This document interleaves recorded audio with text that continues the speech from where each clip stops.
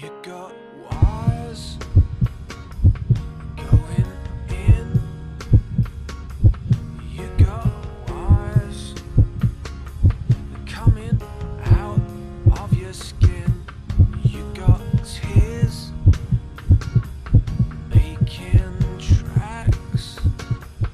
I got tears that are scared of the facts, running down corridors through automatic doors.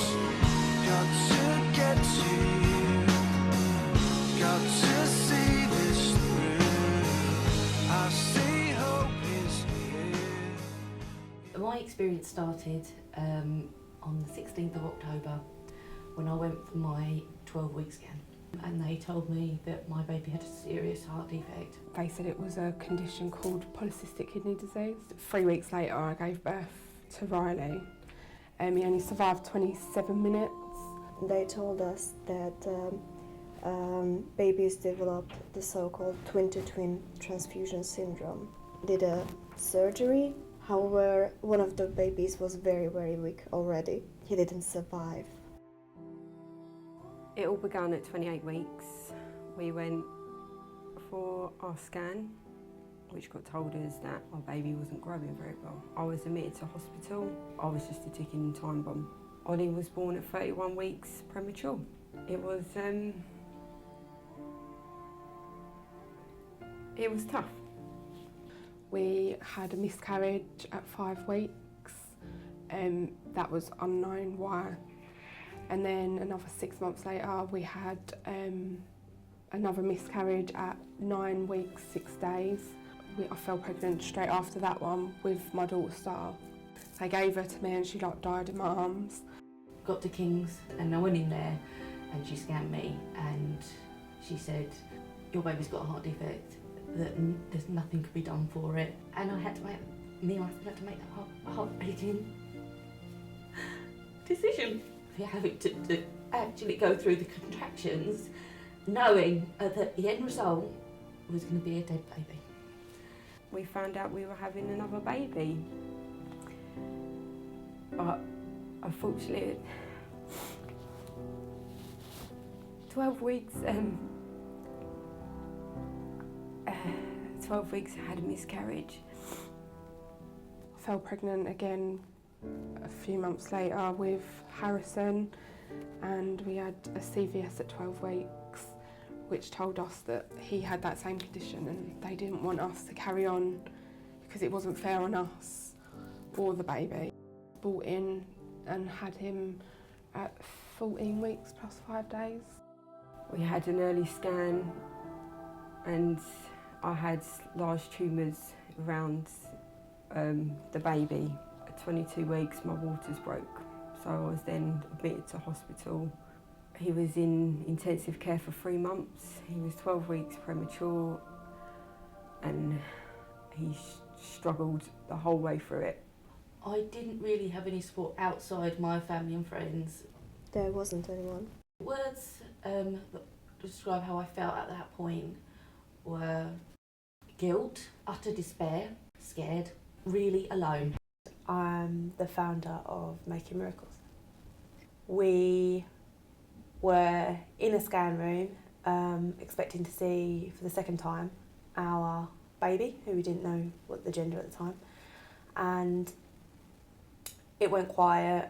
There were lots of mutterings going on between the two scanners, and within a few minutes I was looking to my husband thinking something's not right, this isn't good. We were then seen by a gentleman who was our consultant and our doctor, and he gave us some news that the heart was basically having too much blood pumped into it because of a missing valve. There was chances of heart failure, heart attack and predominantly death. The shock was so extreme, I think I just had like an out-of-body experience. We went up to King's College Hospital to see the specialist. I was absolutely terrified when I was laying on the bed.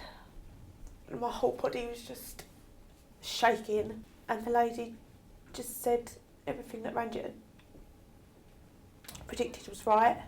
Every single day I was just thinking, is today the day? I looked online, I had no one else to talk to. She was trying to be born naturally, which she couldn't do because it would have been too much stress for her heart. And at about 4:10, she was born by emergency C-section, delivered by Ranjit, just like he promised. During our time that she was in special care, that was probably one of the lower times, other than the time when I first found out about her condition. I don't think I've ever been so low and lonely in my life. I didn't feel like I was getting anywhere, I didn't feel like she was getting anywhere, I didn't think going home was in sight. 11 days after she was born, we were allowed home and things started to get better. Ranjit's care was phenomenal. Kelly went through a very difficult pregnancy where Summer was at risk of several complications. It was quite a scary experience, and she felt that yes, she could have certainly done with a lot more support, if not from the medical team, but at least from the point of view of mothers who were going through the pregnancy complications similar to that she went through. The process of going through a pregnancy that doesn't end well is quite a scary and harrowing experience, memories from which sometimes can last a lifetime. I wanted to make sure that no mum ever felt the way I did, and that kind of loneliness and despair and torture. The thing that bothered me about the fetal unit was there was no charity in place to support them. Wonderful to have the charity here at Medway Maritime Hospital, and it's quite unique to us and assisting in fetal medicine that's helping our women who are of great need, not only through physical but also really the emotional support that they need through some of the difficult pregnancies. And I think the care that mothers need is not just from the hospital but from families, friends and support groups who make the mothers going through difficult pregnancies a lot more confident and supported. The more we talked about the need for counselling, both for trauma and for bereavement. If anyone loses their baby, they need to end that in a way that's positive. It needs to be a positive experience, that they have somewhere to go, someone to remember, and an area to enjoy. And that for me is a big part of the support side. We're looking to put in a chaperone service, so those mums that are forced to go on their own on the train or can't afford it, up to specialist appointments in London, actually have someone to take them and support them in that way. We want to extend the buddying service, the online forum, the website platform. We've got so many plans with the text and phone lines as well, but we need money to do it. Summer Dreams support group. Amazing. I can't sum it up anymore. It's just, it brings a smile on my face when I think about it.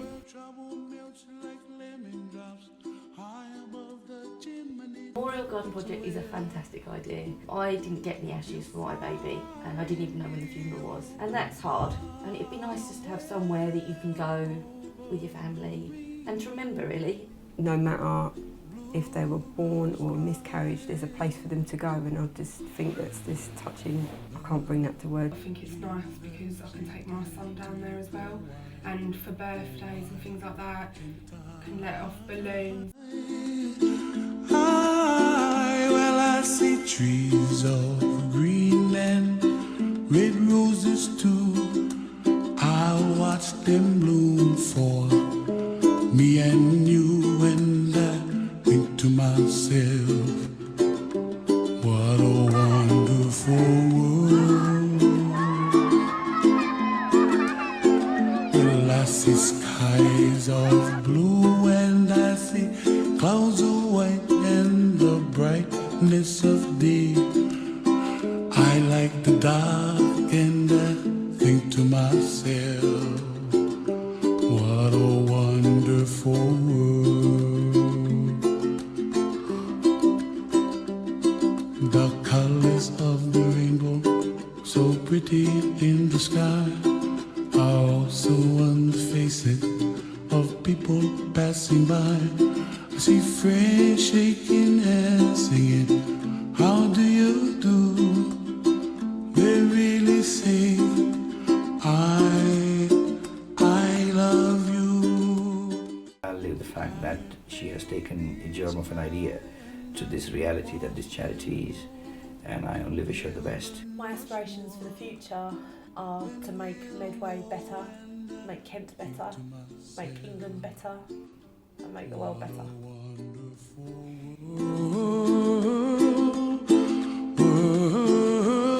Someday I wish upon a star, wake up where the clouds are far behind me, where trouble melts like a lemon drops high above the chimney top. That's where